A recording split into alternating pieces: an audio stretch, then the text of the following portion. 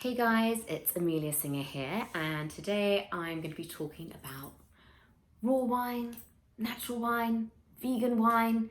Does it matter? Does it make a difference in terms of taste, or is it just a marketing con? Now, saying all this, I realise this might be my most controversial video to date. Not that I'm going to go outside really of the realm of wine, so I doubt too many people are going to get overly excited and agitated. But these are all very interesting definitions, hot topics, I think particularly in today's culture where we're thinking more about health, sustainability, provenance of where food comes from, therefore provenance of where our drinks come from, and just really transparency in general in terms of marketing and commercial corporations and that kind of thing. So it is a hot topic. It's a subject which, natural wine has been around, you could argue, for decades. But I went to the raw wine fair last week in LA. First of all, started back in Europe, but I remember going to the raw wine fair back in London about 4 years ago. And it was amazing to see how much it had grown. And they had about 122 producers from around the world, and it was packed, and it was a 2-day affair. And it had been this whole nationwide tour of the States, this raw wine fair, as well as all the other destinations they do. So first of all, what is raw wine? Why this fair? Well, they give you, as well as with the catalogue for growers, basically all the wines presented at this fair, they had to fulfill a certain criteria. The grapes had to be from either organic or biodynamic wineries. There was minimal intervention in the wineries, there was minimal additives added to the wine, and they basically describe raw wine as being unprocessed, nothing added, and it's about truth, authenticity, and frank wine talking, and they're all about leading the charge for transparency. We believe that in an ideal wine world, any processing and additives will be clearly communicated to the drinker so that you know exactly what is in your glass. And I must admit, that is a very admirable, fantastic concept. How come in food, you get to see on the label what they add into it, and with wine, they can get away with putting nothing on, or even when they do put certain things on a bottle, it can be very misleading. So I thought I would quickly go through the various definitions. If you go to my website, Amelia's Wine, there's a hyphen there because otherwise it looks like Amelia Swine. Not good. So if you go to ameliaswine.com, my latest blog kind of goes through in detail what the different definitions are. But briefly, there's organic wine, and that actually means very different things. Like organic wine in the EU, for instance, just means that the grapes have been grown organically, but they still have sulfur added. Whereas organic wine in the States can mean that, or it can mean no organic wines or organic grapes, but also there's been minimal sulfur in the winery. Now that's much, much rarer, and you can also get in the States organic wine, which basically means that the grapes have come from organic vineyards, but then they've had sulfur added to them. So it's really, really confusing, and I didn't even realize there was actually 2 different definitions in the US. I did realize though that absolutely with organic wine, you get sulfur, because when I was working in wineries in Chile, I was working for an organic winery, and that literally just meant, oh yeah, the grapes in the vineyard are organic and they don't use pesticides or herbicides. It's all very natural in the vineyard. But believe me, those grapes got pulverized with sulfur inside the winery, and I had probably my worst asthma attack to date.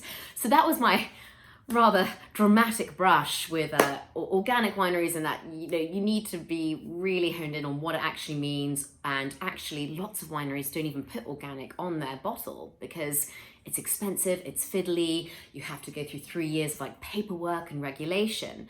So again, great, it has organic on the bottle. It means that yes, okay, if they're looking after their grapes, that's fantastic. Therefore, they're probably going to be more discerning how they make their wine in the winery, but that's not necessarily a guarantee.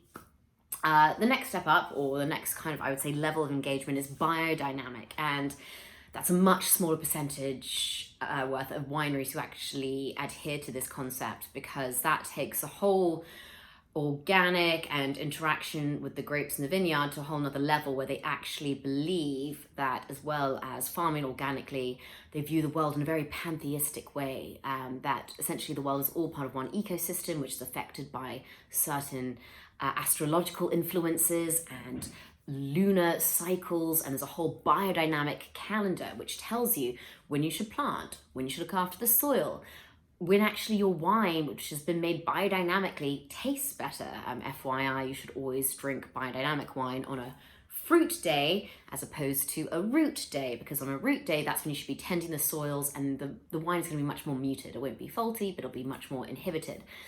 And this really comes from a philosopher, Rudolf Steiner, from the 1920s, who came up with this theory, and it was practiced a lot in, well, I would say mainly in Burgundy and in the Loire Valley, but now actually you can see biodynamic wineries everywhere. And actually at the Royal Wine Fair, I had amazing biodynamic wine from the States, from Greece.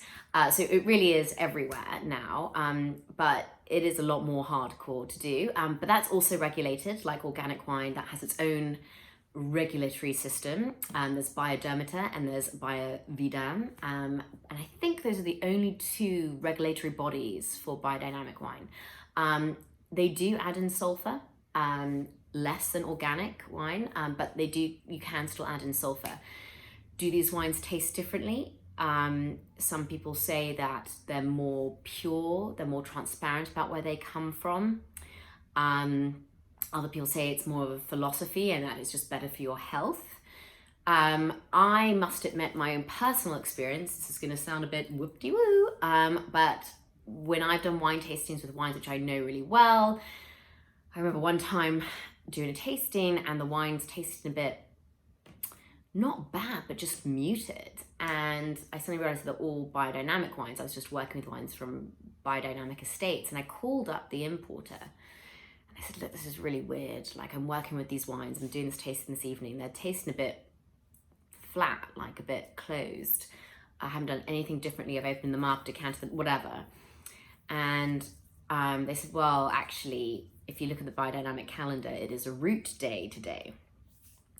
And also that's happened to me about 2 or 3 times in my career of doing wine tasting and classes. And so it's something which I keep in mind. I'm not saying that I would plan my teaching schedule around the biodynamic calendar. That's a bit too, too committed for me, but it's something which I appreciate, I respect. I remember my parents got to meet Madame Leflèvre, who had one of the most famous vineyards in Burgundy. And she actually took it upon herself to farm one half of her estate commercially and conventionally, and then she did the other half biodynamically, and she basically let her workers decide what they preferred to work with. And it was interesting because even though if you work with biodynamic wineries, it's way more labor intensive and it's way harder work, they preferred it because they felt less sick. They actually said that they felt healthier. They didn't realize how much they were affected by the chemicals in the vineyards when they were working the conventional commercial way. So then she completely transformed her estate to biodynamics. And actually, Domaine Romani Conti, which is the most expensive wine in the world, and that's also from Burgundy, they're actually biodynamic and virginal natural. So that leads me then to say, what is natural wine? Well, natural wine basically believes in absolutely organics and minimal sulfur, and they don't believe in adding anything. So they don't follow the biodynamic calendar necessarily. Most of them don't, but everything will be organic, and they take it even further. They don't even use filtration for their wines. So often with natural wines, they're cloudy, and that's just like very harmless sediment, which comes from the dead yeast cells when you make the wine. And lots of them sometimes don't even add in sulfur. If they do, it's minimal. And the exact amounts, if you check out my blog, it will go through all of that. But natural wine is basically one step further from biodynamics and organic. And one philosopher French philosopher argued that organic and biodynamic were tools, whereas natural wine is the actual philosophy, which encapsulates the essence of these tools and why you'd go about doing these various steps of farming and winemaking. So going back to my raw wine fair, like it was amazing because I must admit, when I went to the raw wine fair in London about 5 years ago, there was a lot of kind of, quite frankly, dodgy winemaking, because when you're working in this very off-hand way, you need to have absolutely clean equipment. You need to understand the acidity levels in your wine if you're not going to be using that much sulfur, which acts as an antioxidant. So you can get a lot of volatile acidity. You can get some mousiness, which comes from lactic bacteria if like things aren't completely clean in the winery and everything is so hands off. But I must admit, I was really, really impressed with all of these wines. Whether it was from Champagne, Germany, there was fantastic wine from Greece, I loved. And it did make me think, wow, I think actually, even though there's no official regulation for natural wine, winemakers are taking it upon themselves that if they are going to go down this route, they're becoming more stringent.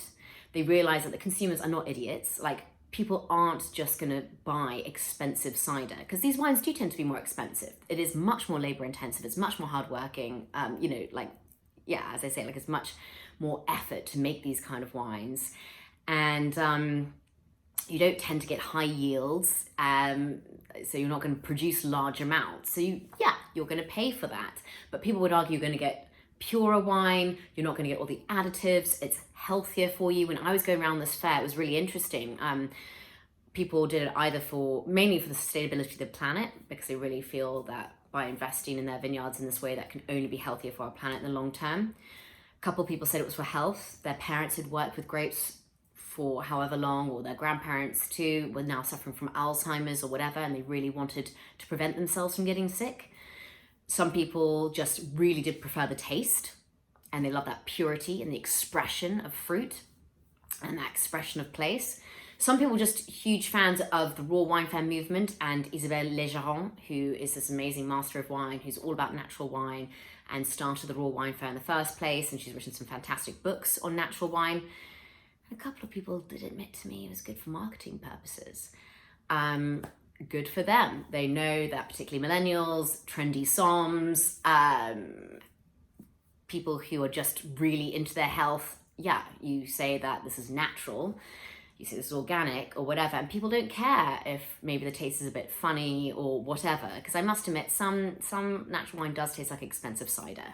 They haven't got the balance of, they've gone too far one end, and therefore the wine could still be re-fermenting and it tastes like something which maybe your neighbor makes in his garden shed.